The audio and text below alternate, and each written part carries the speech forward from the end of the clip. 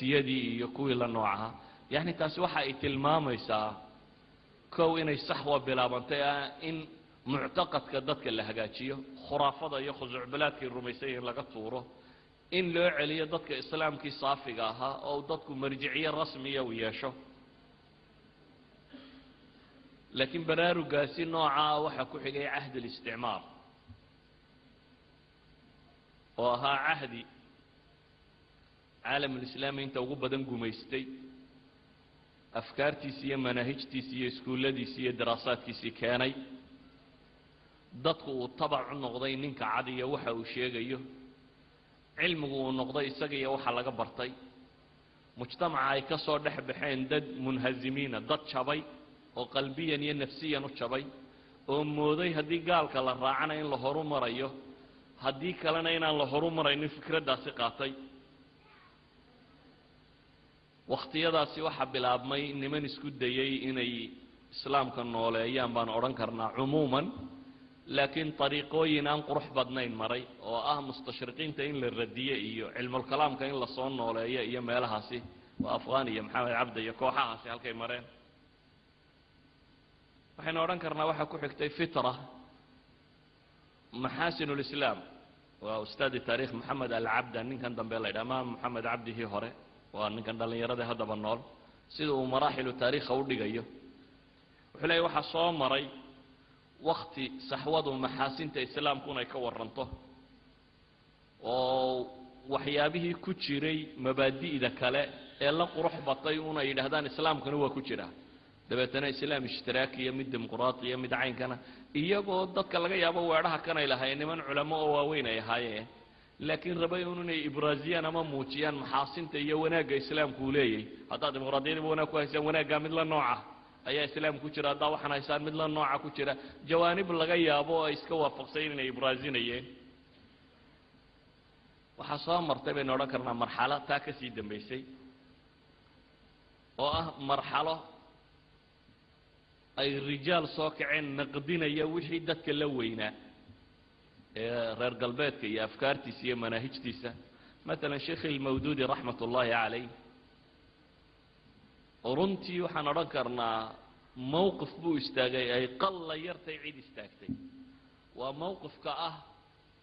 in la qancin karo dadkii maadada dhigan jiray caqligooda lagu guray afkaartan reer galbeedka kulliyaadka iyo jaamacaadka iyo brofesorada iyo waxaan ka baxay ee mabaadi'da reer galbeedka u haystay inay fiican tahay waxay bilaabeen ninkaa iyo rijaalkii ama wakhtigaa la nooc ahaa inay naqdiyaan alxadaara algarbiya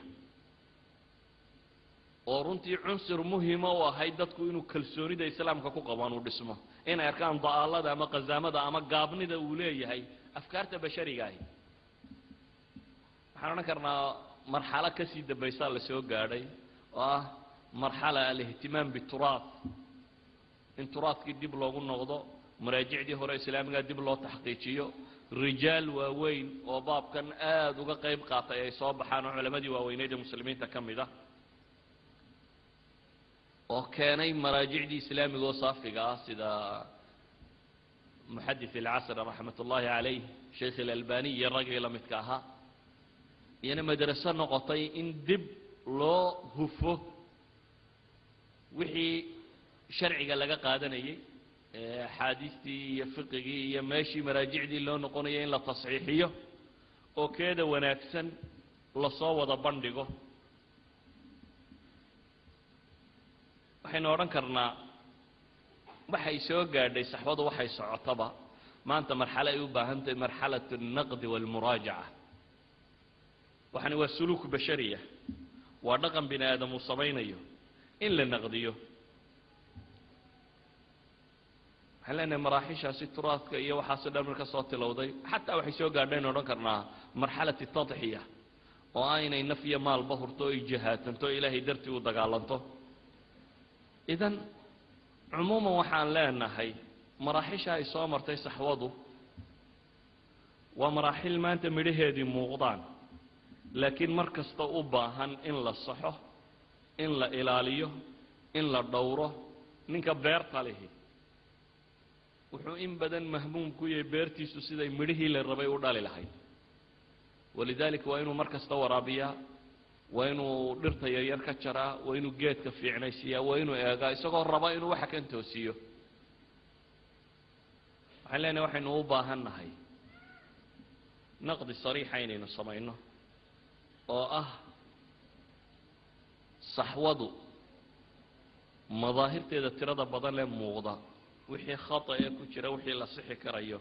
إن لا صحه إن وحلا نقدياه وحي كفي عنت إن كتم من المحب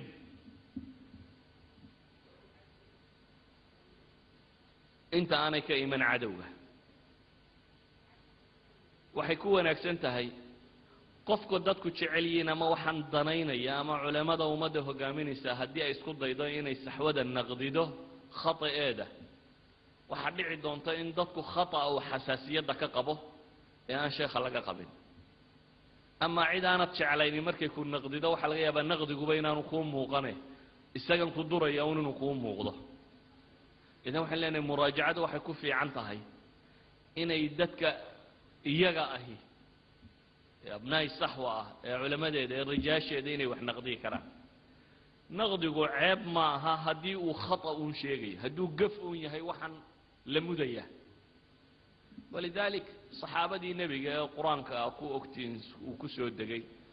ragii salafka ahaa ee nabiga dhinac taagna kuwii ilaahay quraanka sida aragteen ugu amaanay ayaa hadana ilaahay subhanahu wa ta'ala quraanka wuxuu ku tilmaamayaa ويوم حنين إذا أعجبتكم كثرتكم فلم تغن عنكم شيئا وضاقت عليكم الأرض بما رحبت ثم وليتم مدبرين ورهن عدة القلية هو الصحابة صحابة النبي كمل وصحابة كوا إلهي كلية منكم من يريد الدنيا ومنكم من يريد الآخرة وصحابة كوا إلهي كلية وتركوك قائمة والنبي الله سبحانه وتعالى يا صحابتي لسعتك والغولها قل هو من عند أنفسكم ونبي محمد عند الغولها عبس وتولى أن جاءه الأعمى وحلينا تصحيح بشركم مركز خطأ وبين الله هدو يري هي هدو وين هيبة وخير الخطائين التوابون نبي نوح التلمامي صلوات الله وسلامه عليه ضدك وحا خير بدن kuwa toobadkeena maadaama saxaabadii ba ilaahay subhanahu wa ta'ala usaasi ula dhaqmay oo uu tilmaamay inay ka mid yihiin mid adduun doonaya mid aakhira doonaya oo uu tilmaamay maalintaasi xunayn in tira badnidiin iyo faanfaankiinu idin cajab galiyay dabeetana dhulku idin ku cidhiirtamay markii la idin qabtay oo ay yaacdeen oo firdhateen baa la leeyahay subhanahu wa ta'ala maadaama ilaahay tilmaamayo inay nabi maxamed oo taagan oo khudbadaynaya ka yaaceen oo tijaaro iyo dhankeed loo cararay maadaama la sheegayo dhibta dhacdo dhami huwa min cindi anfusikum la leeyahay wala bud qof kasta oo muslimiin is xisaabiyo maantii wuxuu qabto habeenkii uu yiraahdo war maanta wixii aad qabatay maxaa ilaahay hortiisa beej cadaha maxaa beej madowha in mujtamacu ka bashar وسو حسابيه أبناء الصحوة وإن أنا يقف كذا أمان وحي خطأ وخطأ أمني وين هكسوفل أمني ين هكسوفل خطأ وخطأ وحي كإنسان صح إن لا إلالية صحوة إن طريقة صح أمرته وأنا يقلدمين وأيه عصري إنه كتيرنا وحي لنا وعصري ummadda muslimiinta ay soo jarribtay wax walo mabaadi oo kalaba waa waqti baan leenahay caadad islaamka fog ay dhaxleen waa waqti isticmaar uu gumaystay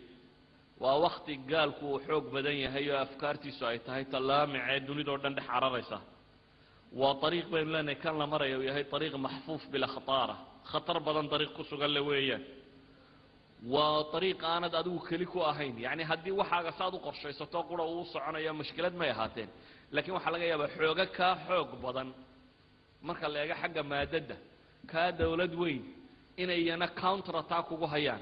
وإنه طريقة كوعية ما كارلو ميو ama xoogha kaaga weecinayo ama afkaarha kaaga weecinayo ama dasaaysa kaaga weecinayo ama jawaasiista kaaga weecinayo wuxuu doonaya ha adeegsanayo xoogag ballaadhan inay kaa soo horjeedaan